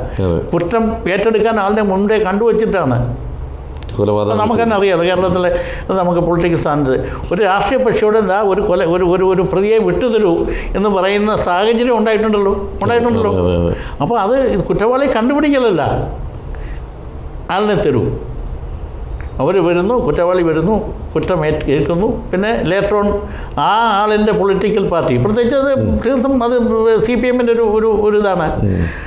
അപ്പം അതിനെ എന്ത് ചെയ്യുന്നു, രക്ഷപ്പെടുത്തുന്നു, ആ കുടുംബത്തിനെ സംരക്ഷിക്കുന്നു. അപ്പം മറ്റുള്ളവർക്ക് ഒരു അനുഭവമാണ്. കാരണം ഞാൻ ജയിലിൽ പോലെ എൻ്റെ കുടുംബത്തെ പാർട്ടി നോക്കും, എൻ്റെ കേസ് പാർട്ടി വാദിക്കും. അങ്ങനെ ഒരു പാർട്ടി വേറെ ഏത് പാർട്ടിയാണ് ഉള്ളത്? അങ്ങനെ ഒരു പാർട്ടിയുടെ ഒരു അനുഭവം കോൺഗ്രസ്സിലുണ്ടോ? കോൺഗ്രസ്സിലൊന്നും അങ്ങനെയില്ല. അതൊരു ജനാധിപത്യ സ്വഭാവമുള്ള പാർട്ടിയാണ്. അതൊരു ഇൻഡിവിജ്വൽ വ്യക്തി സ്വാതന്ത്ര്യവും വ്യക്തികൾക്ക് പ്രാധാന്യമുള്ള പാർട്ടിയാണത്. അപ്പോൾ അവിടെയുള്ളവരാരും ഈ പറഞ്ഞ കണക്ക് പോകുന്നവർ കുറവാണ്. ഇല്ലയെന്നല്ല ഞാൻ പറഞ്ഞു, ഒട്ടും ഇല്ലാതില്ല. പലപ്പോഴും ഈ കൗണ്ടർ കണ്ണൂർ ഇവിടെ മാധ്യമങ്ങളുടെ പങ്കെന്താണ്? ഈ മാധ്യമങ്ങളും ഈ പറയുന്ന ഓർഗനൈസർ ഗുണ്ടായിസത്തിൻ്റെ ഭാഗമായിട്ടുണ്ടോ? ഇപ്പോൾ ഉള്ളതിൽ പകുതി മാധ്യമം അവിശുദ്ധ കൂട്ടുകെട്ടാണ്. അവിശുദ്ധ കൂട്ടുകെട്ടല്ല, അത് പൊളിറ്റിക്കൽ ലീഡർഷിപ്പ് തന്നെ. ഇപ്പോൾ എത്രയോ മാധ്യമങ്ങളാണ് രാഷ്ട്രീയ പാർട്ടികൾ കൈകാര്യം ചെയ്യുന്നത്. എത്ര പ്രിന്റ് മീഡിയ, ഒരുപാട് പ്രിന്റ് മീഡിയ സാറുടെയാണ്. ഇപ്പോൾ കേരളത്തിൽ ഏറ്റവും വലിയ പത്രങ്ങളുടെ കൂട്ടത്തിൽ വരുന്ന പത്രമാണ് ദേശാഭിമാനി. പിന്നെ അത് കഴിഞ്ഞിട്ട് നമ്മുടെ BJP-യുടെ ജന്മഭൂമി. അപ്പോൾ വലിയ സർക്കുലേഷനാണ് അവരൊക്കെ. അപ്പോൾ ആ സർക്കുലേഷൻസിലൊക്കെ അവർ എത്തുക. കാരണം ഇതൊക്കെ ഇപ്പം എന്ന് പറഞ്ഞാൽ ഇത് രാഷ്ട്രീയമായി ഓർഗനൈസ്ഡ് കപ്പാസിറ്റി ഉപയോഗിച്ചതിനൊക്കെ അങ്ങനെയൊക്കെ ഉണ്ടാക്കുന്നു. ഇപ്പോൾ എത്രയോ ഇലക്ട്രോണിക് മീഡിയ ഇപ്പം രാഷ്ട്രീയ കക്ഷികളുടെ കയ്യിലായി. അപ്പോൾ ഈ രാഷ്ട്രീയം തന്നെ ഇപ്പോൾ ഒരു തൊഴിലായി മാറിക്കൊണ്ടിരിക്കുക. മീഡിയ ഇതിൻ്റെ ഒരു പാർട്ടാണെന്നാണ് ഞാൻ പറഞ്ഞത്. മീഡിയ പാർട്ടാണ്. മീഡിയയുടെ നിരപരാധിയായിട്ട് വെള്ളം പൂശാൻ മീഡിയ ഉപയോഗിക്കുന്നുണ്ട്. അപ്പോൾ മീഡിയയിലും ഒരു സംഘടിത ശക്തി ഉണ്ട്. പക്ഷേ മീഡിയ ആരെങ്കിലും ഇതുപോലെ ഓർഗനൈസ്ഡ് ഗ്യാങ് ട്രാപ്പിലൂടെ അകപ്പെടുത്തിയിട്ടുണ്ടോ? അവർക്ക് മാത്രമായിട്ട് അകപ്പെടുത്താൻ പറ്റില്ല. കാരണം ഒരാളിനെ ആരോപിതനാക്കാനോ അല്ലെങ്കിൽ കുറ്റവാളി അല്ലാത്ത ആളിൽ കുറ്റം ആരോപിക്കപ്പെടാൻ മാത്രമേ ചെയ്യൂ. കാരണം നിയമവ്യവസ്ഥയിൽ ഇതിനകത്ത് പിന്നെ കോടതിയൊക്കെ ഉണ്ടല്ലോ. അല്ല, ഇതിനകത്ത് വേറൊരു വാർത്തകൾ കൊണ്ട് ചിലർ സൂയിസൈഡ് ചെയ്തിട്ടുണ്ടെങ്കിൽ അതൊരു കൊലപാതകമായിട്ട് കണ്ടുകൂടെ? അത് കാണാം. അങ്ങനെയൊക്കെ തീർച്ചയായിട്ടും മീഡിയയ്ക്ക് അതിനുള്ള പങ്കുണ്ട്. കാരണം സത്യമല്ലാത്ത വാർത്തകൾ പലപ്പോഴും മീഡിയ റിപ്പോർട്ട് ചെയ്യുന്നുണ്ട്. അതാണ് ഞാൻ പറയുന്നത്. അത് ചിലപ്പോൾ ഈ ബ്യൂറോക്രാറ്റ്സ്, അതായത് പോലീസ് ഉദ്യോഗസ്ഥൻ്റെ താല്പര്യപ്രകാരം ഒരു നിരപരാധിക്കെതിരെ കേസെടുത്തു. നമുക്ക് തന്നെ വന്നിട്ടുണ്ട്. മലനാട് ടിവിയിൽ എത്രയോ കേസുകൾ. ശാസ്താംകോട്ടയിൽ ഒരു അമ്മയും മകളും 28 ദിവസം അകത്ത് കിടന്നത് വ്യഭിചാര കുറ്റം ചുമത്തിയിട്ടാണ്. മലനാട് TV ഈ രംഗത്തെ സുദീർഘമായ സേവനം പണ്ട് ചെയ്തിട്ടുള്ള. കാരണം ഒരുപാട് നിരപരാധികളുടെ കാര്യത്തിൽ പ്രത്യേകിച്ചും ജയേഷ് അതൊക്കെ പുറത്തുകൊണ്ട് വരികയും അത് ധീരമായ ഒരു മാധ്യമ പ്രവർത്തനം നടത്തിയിട്ടുള്ള ഒരാളാണ് ജയേഷ്, പ്രത്യേകിച്ചും നിങ്ങളുടെ TV-യും. അപ്പോൾ അതുപോലെ ജീവകാരുണ്യ പ്രവർത്തനത്തിനായാലും ഇപ്പോഴത്തെ ഒരു ജനകീയ മുഖം ഇത് കൊടുത്തതും മലനാട് TV ആദ്യമായിട്ട്. ഇപ്പോഴൊക്കെ എല്ലാ TV-കാരും ഏറ്റെടുത്തിട്ടുണ്ട് ജീവകാരുണ്യ പ്രവർത്തനം. മാത്രമല്ല ഈ പറഞ്ഞ ലഹരിക്കെതിരെയുള്ള അതുപോലുള്ള ഒരു ജനകീയ മുഖം ഈ ടെലിവിഷൻ ചാനൽ രംഗത്തെ ആദ്യമായിട്ട് ഇൻട്രൊഡ്യൂസ് ചെയ്തത് മലനാട് TV-യും ജയേഷുമാണ്. അക്കാര്യത്തിൽ പ്രത്യേക അഭിനന്ദനങ്ങൾ അറിയിക്കുന്നു. ഞാൻ പറഞ്ഞു വന്നത് ഈ പറഞ്ഞതുപോലെ പല മാധ്യമങ്ങളും ഈ പറഞ്ഞ പെൺകുട്ടിയുടെ കാര്യത്തിൽ മാതൃഭൂമിയാണ് വാർത്ത കൊടുത്തത്. അതെന്താണ് സ്റ്റേഷനിൽ നിന്ന് നേരിട്ട് റിപ്പോർട്ട് ചെയ്തത്. അതുപോലെ ഇവിടെ തന്നെ നമുക്ക് എറണാകുളം സ്റ്റേഷനുകളിൽ നിന്ന്, അതുപോലെ നമ്മുടെ പാലസ് സ്റ്റേഷനിൽ നിന്ന് വന്ന ഒരു റിപ്പോർട്ടിനെ തുടർന്ന് മനോരമ ഒരു വ്യക്തിയെ അറസ്റ്റ് ചെയ്തു എന്ന് പറഞ്ഞ് വാർത്ത കൊടുത്തു. ആ വ്യക്തി മലനാടിൻ്റെ ഓഫീസിൽ വന്നിട്ട് ഞാൻ അറസ്റ്റ് ചെയ്യപ്പെട്ടിട്ടില്ല, ഇതേ ഞാൻ ഇവിടെ ഉണ്ട്, മനോരമ ഇങ്ങനെ ഒരു ഫേക്ക് ന്യൂസ് വിട്ടിരിക്കുന്നു എന്ന് പറയുമ്പം അത്തരം കാര്യങ്ങളൊക്കെ നമ്മൾ വിളിച്ചു ചോദിക്കും. മനോരമ ആ വാർത്ത പിന്നെ നിഷ്കരണം തിരുത്തി കൊടുക്കുകയുണ്ടായി. പക്ഷേ ഈ പറഞ്ഞതുപോലെ പിന്നെ ഈ പറയുന്ന പ്രതിലോമ ശക്തികളായി മാറിയ അധികാരികളുടെ ഓർഗനൈസ്ഡ് ഗുണ്ടായുസങ്ങൾക്ക് ചുക്കാൻ പിടിക്കേണ്ട അല്ലെങ്കിൽ സപ്പോർട്ട് ചെയ്യേണ്ട ഗതികേട് മാധ്യമങ്ങൾ വന്നിട്ടുണ്ട്. തീർച്ചയായിട്ടും. ഇവിടെ നമുക്ക് പത്തനംതിട്ടയിൽ കാണുന്നുണ്ട്. ഈ അടുത്ത കാലത്ത് മലനാട് TV ടേക്ക് ഓവർ ചെയ്തൊരു കേസാണ് മദേസ് എന്ന് പറഞ്ഞൊരു ഇൻസ്റ്റിറ്റ്യൂട്ടിനെതിരെ അവിടുത്തെ പ്രാദേശിക പിന്നെ യുവജന സംഘടന എന്ന് പറയുമ്പോൾ KSU എന്ന് പറയുന്നത് ഒരു വിദ്യാർത്ഥി സംഘടനയാണ്. വിദ്യാർത്ഥിയുടെ മാത്രം ക്ഷേമം സുരക്ഷിതമാക്കുക എന്നുള്ളതല്ല, പഠനശാലകളുടെയും ക്ഷേമം സുരക്ഷിതമാക്കേണ്ട ഉത്തരവാദിത്വം വിദ്യാർത്ഥി സംഘടനകൾക്കുണ്ട്, വിദ്യാലയങ്ങളുണ്ട്. അപ്പം അവിടെ ഏതോ ഒരു വ്ളോഗർ വന്നിട്ട് ആ സ്ഥാപനത്തിന് അംഗീകാരമില്ല എന്നുള്ളൊരു തെറ്റായ വാർത്ത പ്രചരിപ്പിക്കുകയും അവിടെ ഒരു ഓർഗനൈസ്ഡ് ഗുണ്ടായിസം ഈ KSU കാണിച്ചു എന്ന് പറഞ്ഞാൽ അല്ല, തീർച്ചയായിട്ടും കാണിച്ചിട്ടില്ല എന്ന് ഞാൻ പറയുന്നില്ല. കാരണം ഇല്ല, ഞാൻ പറഞ്ഞത് ഈ KSU കാണിക്കുക എന്ന് പറയുന്ന ഒരു ഒറ്റപ്പെട്ട സംഭവമാണ്. പക്ഷേ അവിടെ SFI ആണെങ്കിൽ വ്യാപകമായി കാണിക്കുന്നു. അതാണ് എൻ്റെ വ്യത്യാസം. KSUക്കാരും പലയിടത്തും കാണിച്ചിട്ടുണ്ട്, ഒരിടത്ത് മാത്രമായിരിക്കില്ല, പലയിടത്തും. കാരണം ഇത് എല്ലാ രംഗത്തും സംഘടിതമായ ശക്തിയെ ഉപയോഗം ചെയ്യുകയും ദുരുപയോഗം ചെയ്യുകയും ചെയ്യാറുണ്ട്. അപ്പോൾ ഞങ്ങളൊക്കെ രാഷ്ട്രീയ പ്രവർത്തനം ഒരിക്കലും ദുരുപയോഗം ചെയ്തിട്ടില്ല. സംഘടിത ശക്തി ഉപയോഗിച്ച് ആളുകൾക്ക് നന്മയ്ക്കാണ്, വിദ്യാർത്ഥികളുടെ നന്മയ്ക്കാണ് ഉപയോഗിച്ചിട്ടുള്ളത്. അപ്പം എല്ലാ രാഷ്ട്രീയ കക്ഷികളും പെട്ടവർ അതിനെ ദുരുപയോഗം ചെയ്യുന്നുണ്ട്, എല്ലാ സംഘടിത. പക്ഷേ അത് വ്യാപകമാക്കിക്കൊണ്ടിരിക്കുന്നത് SFI ആണെന്നുള്ള കാര്യത്തിൽ സംശയമില്ലല്ലോ. അപ്പോൾ ഒരു മാതൃക കാണിക്കുക, ഒരു ദുരുപയോഗത്തിൻ്റെ മാതൃക. അപ്പോൾ അതിനെ എന്ത് ചെയ്യുന്നതെന്ന് പറയാൻ CPM പോലുള്ള രാഷ്ട്രീയ കക്ഷി അവർക്ക് പ്രൊട്ടക്ഷൻ കൊടുക്കുന്നുണ്ട്. അപ്പം മറ്റിടത്ത് ചിലപ്പം ഒരുപക്ഷെ KSUക്കാരൻ കാണിക്കുന്നതിനെ കോൺഗ്രസ് സംരക്ഷിക്കണമെന്ന് നിർബന്ധമില്ല. തള്ളിക്കളയാറുണ്ട്, തള്ളിപ്പറയാറുണ്ട്, പുറത്താക്കാറുണ്ട്, ഇതൊക്കെ ചെയ്യുന്നുണ്ട്. പക്ഷെ അതുപോലെ മറ്റിടത്തും ഉണ്ടെങ്കിൽ മാത്രമേ നമുക്ക് നമ്മുടെ ഈ സെറ്റപ്പ് സംക്ഷിപ്തമാകത്തുള്ളൂ. അപ്പോൾ ഇവിടെ എന്ത് ചെയ്യുന്നു പറഞ്ഞാൽ SFI എന്ന് പറഞ്ഞ വിദ്യാർത്ഥി സംഘടന ഈ പറഞ്ഞ ഒരു ഓർഗനൈസ്ഡ് ഗുണ്ടായുസത്തിൻ്റെ റിക്രൂട്ട്മെൻറ്റ് ഏജൻ്റായി പ്രവർത്തിക്കുന്നു എന്നുള്ളതാണ് ഇപ്പം നമ്മൾ കണ്ടുവരുന്നത്. അതിനെ മറ്റെല്ലാ രാഷ്ട്രീയ കക്ഷികളും കുറച്ചൊക്കെ ഒരു പരിധിവരെ ഫോളോ ചെയ്യുന്നുണ്ട്. പക്ഷേ നല്ല പ്രവണതയല്ല. തീർച്ചയായിട്ടും. എന്തായാലും ഇപ്പോൾ ഈ അടുത്ത കാലത്ത് പിന്നെ കോട്ടയം പ്രസ് ക്ലബിൻ്റെ ആ ഒരു പ്രസ് മീറ്റിൽ ഒരു കർഷകൻ വന്ന് വളരെ ദയനീയമായിട്ട് തൻ്റെ അവസ്ഥ, ദയനീയമായിട്ടല്ല, അദ്ദേഹം ഒരു വളരെ പ്രൗഡായിട്ടാണ് അദ്ദേഹം അതിനെ ഫേസ് ചെയ്തതെന്ന് പറയുന്നത്. കാരണം കർഷകൻ മാത്രമല്ല, അദ്ദേഹം ഒരു മിലിറ്ററിക്കാരനായിരുന്നു. അദ്ദേഹത്തിൻ്റെ നേർക്ക് കോട്ടയം ജില്ലയിലെ ഒരു പോലീസ് ഉദ്യോഗസ്ഥൻ എടുത്തിട്ടുള്ള നിയമ നടപടികളും അദ്ദേഹത്തെ തകർക്കാനുള്ള ഉദ്ദേശങ്ങളൊക്കെ വെച്ചിട്ട് ചെയ്തിട്ടുള്ള കുറച്ച് കാര്യങ്ങൾ. അതുപോലെ മദേസ് ഇൻസ്റ്റിറ്റ്യൂട്ട് പത്തനംതിട്ടയെ തകർക്കുവാൻ വേണ്ടി, അല്ലെങ്കിൽ നിന്നെ ഇവിടെ ഈ സ്ഥാപനം നടത്താൻ ഞാൻ അനുവദിക്കത്തില്ലെന്നാണ് കുഞ്ഞൻ രാഷ്ട്രീയ നേതാക്കന്മാർ പറഞ്ഞത്. അപ്പോൾ ഇവരുടെയൊക്കെ ഈ രീതികൾ ഒരുപക്ഷെ നമുക്ക് വെച്ച് പുലർത്താൻ സാധിക്കില്ല. ഒരു ഓർഗനൈസ്ഡ് ഗുണ്ടായിസം അതിൻ്റെ അപ്പുറത്ത് ഓപ്പോസിറ്റ് നിൽക്കുന്നത് ഒരു ഹതഭാഗ്യനാണ്. അയാൾ ഒറ്റപ്പെട്ടു പോവുകയാണെങ്കിൽ അവർക്ക് മലനാട് TVയെ സമീപിക്കാം. തീർച്ചയായിട്ടും അത് നല്ല കാര്യമാണ്. തീർച്ചയായിട്ടും. എന്തായാലും നമ്മൾ ഇന്നത്തെ ചർച്ച എന്ന് പറയുന്നത് ഈ നേരത്തെ സൂചിപ്പിച്ച പോലെ പൊളിറ്റിക്കൽ രംഗത്തും അതുപോലെ തന്നെ ബ്യൂറോക്രസിയിലും ഒപ്പം ഈ മറ്റ് ഇതര മേഖലകളിലും ഓർഗനൈസ്ഡ് ആയിട്ടുള്ള ഒരു ഗുണ്ടായിസം, ഒരു ഗ്യാങ്സ്റ്റർ വാർ കേരളത്തിൽ ഉണ്ടായിട്ടുണ്ടോ, അല്ലെങ്കിൽ അങ്ങനെ ഒരു ഇടപെടൽ നടക്കുന്നുണ്ടോ? ഗ്യാങ്സ്റ്റർ വാറാണ് ഇന്നത്തെ ലഹരി മാഫിയ ഇത്ര ശക്തമാക്കിയതും കേരളത്തിൽ ലഹരി വിപണനം വ്യാപകമാക്കിയതും. ഒരുപാട് വിദ്യാർത്ഥികൾ ഉൾപ്പെടെയുള്ള ഒരുപാട് ആളുകളെ ഇതിൻ്റെ വളരെയധികം ഇപ്പം കേരളത്തിൽ എത്രമാത്രം ആളുകളാണ് മദ്യത്തിനും ലഹരിക്കും അടിമപ്പെട്ടുകൊണ്ടിരിക്കുന്നത്. അതിൻ്റെ ഉത്തരവാദിത്വം ഈ ഓർഗനൈസ്ഡ് ഗുണ്ടായിസത്തിനാണ്. തീർച്ചയായിട്ടും. എന്തായാലും ആ ഒരു ഗുണ്ടായിസം അവസാനിപ്പിക്കേണ്ട ഒരു അവസ്ഥ സമാഗതമായിട്ടുണ്ട്. ഈ സാഹചര്യത്തിലാണ് മലനാട് TV ഈ ഒരു കാര്യത്തിൽ ഒരു ഡിസിഷൻ എടുത്തിട്ടുള്ളത്. ഏതൊരു വ്യക്തിക്കാണോ കേരളത്തിൽ 1034 ഗ്രാമപഞ്ചായത്തുകളിൽ മലനാട് TVയുടെ സിറ്റിസൺ ജേർണലിസ്റ്റുകളുണ്ട്. നിങ്ങൾക്ക് അവരെ നേരിട്ട് മലനാട് TVയുടെ സ്ക്രീനിൽ അവരുടെ ഡേറ്റാസ് നമ്മൾ കൊടുക്കും. നിങ്ങൾക്ക് നേരിട്ട് തന്നെ ഇത്തരം വിഷയങ്ങളിൽ ഏതെങ്കിലും പൊളിറ്റിക്കൽ പാർട്ടികളോ അല്ലെങ്കിൽ ഏതെങ്കിലും ഒരു ഉദ്യോഗസ്ഥനോ, അതല്ല ഇനി ഒരു ഗ്യാങ് തന്നെ നിങ്ങളെ ആക്രമിക്കാൻ വേണ്ടി വരികയാണെങ്കിൽ അത് മലനാട് TVയോട് നിങ്ങൾക്ക് നേരിട്ട് അറിയിക്കാം. പലപ്പോഴും നമുക്ക് മുമ്പിൽ കേട്ടിട്ടുള്ളത് 2500 രൂപയോളം പ്രസ് ക്ലബ്ബുകളിൽ പ്രസ് മീറ്റ് വിളിക്കാറുണ്ട്. ഇത്തരം ഏകപക്ഷീയമായിട്ടുള്ള പരാതികൾ പ്രസ് മീറ്റ് നടത്തുമെങ്കിലും പല പത്രങ്ങളിലും ടെലിവിഷൻ്റെ സ്ക്രീനുകളിലും ഇടം പിടിക്കാതെ പോകുന്നത് നമ്മൾ കണ്ടിട്ടുണ്ട്. ഒരു വാർത്താ ചാനലിലും വന്നിട്ടില്ല എന്ന് പറഞ്ഞിട്ട് മലനാട് TVയുടെ അകത്തളങ്ങളിലേക്ക് കയറി വന്നവരെ കൊണ്ട് നമ്മൾ വാർത്ത ചെയ്യുകയും അവരുടെ വിഷയങ്ങളിൽ ഇടപെടുകയും എന്തിനു പറയുന്നു അവർക്ക് ന്യായമായ നീതി നേടിച്ചു കൊടുക്കാൻ മലനാട് TVക്ക് നാളിതുവരെ കഴിഞ്ഞിട്ടുണ്ട്. അതുകൊണ്ട് തന്നെ ഈ ഒരു വിഷയത്തിൽ വളരെ ഗൗരവമായിട്ട് മലനാട് ജീവി മുന്നോട്ട് പോവുകയാണ്. മലനാട് ജീവിയോടൊപ്പം നിങ്ങൾക്ക് ബന്ധപ്പെടാം. ഒപ്പം ഇന്ത്യയിലെ ഒരുപാട് മനുഷ്യാവകാശ സംഘടനകളുണ്ട്. ആ സംഘടനകളിൽ സത്യസന്ധമായി പ്രവർത്തിക്കുന്നവർക്ക് മലനാട് ജീവിയോടൊപ്പം പങ്കുചേരാം.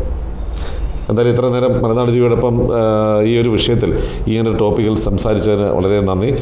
ഈ അടുത്ത കാലത്ത് മലനാട് ജീവി 15ാം വാർഷികം അനൗൺസ് ചെയ്തിരിക്കുകയാണ്. ഉടനെ തന്നെ 15 വർഷത്തിൻ്റെ ആഘോഷം നടക്കും.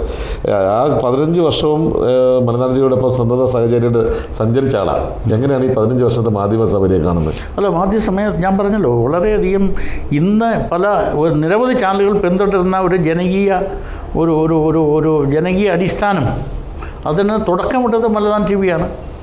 അപ്പോൾ നിങ്ങളുടെ പല പ്രവർത്തനവും ധീരമായ പ്രവർത്തനമായിരുന്നു. സമൂഹത്തിൻ്റെ വലിയ ഉന്നതന്മാരെ വെല്ലുവിളിക്കുന്ന രീതിയിൽ, സംഘടിത ശക്തികളെ, സംഘടിത ഗുണ്ടായുസത്തിനൊക്കെ വെല്ലുവിളിക്കുന്ന രീതിയിൽ പണ്ടും പലപ്പോഴും മലനാട് ടിവി ഇടപെട്ടിട്ടുണ്ട്. ആ ഇടപെടലിൽ ഇന്ന് വ്യാപകമായി മറ്റുള്ള ചാനലുകൾ പിന്തുടരുന്നു. ഇപ്പം നിങ്ങളുടെ ഒരു പുതിയ കാൽവയ്പ്പാണിത്. കാരണം പ്രത്യേകിച്ച് ഈ തെരഞ്ഞെടുപ്പ് സബ്ജക്റ്റ് തന്നെ ഇതാരും ഇതുവരെ ഞാനിതുവരെ എൻ്റെ ശ്രദ്ധയിൽപ്പെട്ടിട്ടില്ല. കാരണം ഇങ്ങനൊരു ചർച്ചയ്ക്ക് കാരണം ഇതാണ് ഇനി കേരളം ചർച്ച ചെയ്യേണ്ട ഒരു വിഷയം. ഇത്തരമല്ല, ഈ വിഷയം തന്നെ ചർച്ച ചെയ്ത് തീർക്കണം. നിരന്തരം ഈ വിഷയം ചർച്ചയ്ക്ക് വരണം. എന്താണ് ഈ മദ്യം ലഹരി എന്ന് മാത്രമല്ല, ഈ ലഹരിക്ക് പിന്നിലുള്ള ഈ ഓർഗനൈസ്ഡ് അതിനെ പുറത്തേക്ക് കൊണ്ടുവരാൻ വേണ്ടി കാണിച്ച അതിനുള്ള സപ്പോർട്ട് പൊളിറ്റിക്കൽ ലീഡർഷിപ്പ് പലരും അതിന് സപ്പോർട്ടുണ്ട്. ഒരു പക്ഷേ പൊളിറ്റിക്കൽ പാർട്ടി മൊത്തത്തിൽ സപ്പോർട്ട് ചെയ്യുന്നല്ല ഞാൻ പറഞ്ഞത്. പലയിടത്തുള്ള പ്രാദേശിക നേതാക്കന്മാർ അതിനെ സപ്പോർട്ട് ചെയ്യുന്നു. ആ സപ്പോർട്ട് ബേസിനെ പുറത്തു കൊണ്ടുവരാൻ നിങ്ങൾ കാണിച്ച ധീരമായ നടപടി, പ്രത്യേകിച്ചും ആ നടപടി ചർച്ചയ്ക്ക് തുടക്കം കുറിക്കാൻ എന്നെ വിളിച്ചതിലും എനിക്ക് വളരെയധികം സന്തോഷമുണ്ട്. ധീരമായി നിങ്ങളുടെ എല്ലാ പ്രവർത്തിക്കും എൻ്റെ എല്ലാവിധ പിന്തുണയും അതോടൊപ്പം ആശംസകളും അറിയിക്കുന്നു. Okay, thank you. You are watching India's first NGO television, Malanadu TV India.